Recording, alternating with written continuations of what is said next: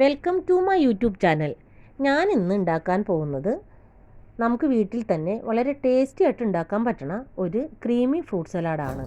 അതിനായിട്ടാണെങ്കിൽ ഒരു 1/2 ലിറ്ററോളം പാലെടുത്ത് അതിലേക്ക് ഒരു 4 സ്പൂൺ പഞ്ചസാരയും ഒരു 1.5 സ്പൂണോളം നൈസായിട്ടുള്ള അരിപ്പൊടിയും ഇട്ട് കട്ടയില്ലാതെ നന്നായി യോജിപ്പിച്ചതിന് ശേഷം സ്റ്റൗ ഓൺ ചെയ്ത് ലോ ഫ്ലെയിമിലിട്ട് നന്നായി ഇളക്കി തിളപ്പിച്ചുകൊണ്ടിരിക്കണം.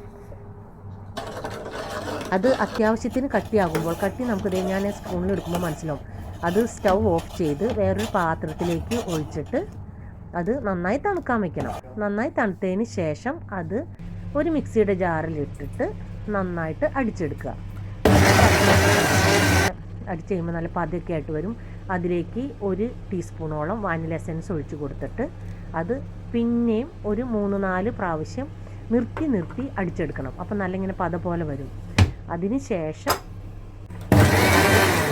വേറെ ഒരു പാത്രത്തിലേക്ക് പകർത്തി നന്നായി ക്ലോസ് ചെയ്ത് ഫ്രിഡ്ജിൽ വെക്കണം. ഫ്രീസ് ചെയ്യരുത്, ഫ്രിഡ്ജിൽ വെക്കണം. ഒരു 2 മണിക്കൂറോളം വെച്ചാൽ നല്ല പാകത്തിന് കിട്ടും. ആ നേരത്തിന് നമുക്ക് നമ്മുടെ കയ്യിലുള്ള ഫ്രൂട്ട്സൊക്കെ അരിഞ്ഞെടുക്കാം. പിന്നെ കുറച്ച് നട്ട്സ്, കാഷ്യൂണ് എൻ്റെ കയ്യിലുള്ളത്, അത് എടുത്തിട്ടുണ്ട്. എൻ്റെ കയ്യിൽ ആകെ ഇത്രയും ഫ്രൂട്ട്സൊക്കെ ഉണ്ടായുള്ളൂ കേട്ടോ. കുറച്ച് 2 ടൈപ്പ് മുന്തിരി, കുറച്ച് ഓറഞ്ച്, പഴം. ഇനി അതിലേക്ക് നല്ല തണുത്ത ഈ ക്രീം ഒഴിച്ച് കഴിക്കാവുന്നതാണ്. ഭയങ്കര ടേസ്റ്റാണ്. എല്ലാവരും ഇത് ട്രൈ ചെയ്ത് നോക്കണം കേട്ടോ. പിന്നെ നമ്മുടെ വീട്ടിൽ മാങ്ങ, ആപ്പിൾ ഇതൊക്കെ ഉണ്ടെങ്കിൽ എല്ലാം അതിലേക്ക് ഇടാവുന്നതാണ്.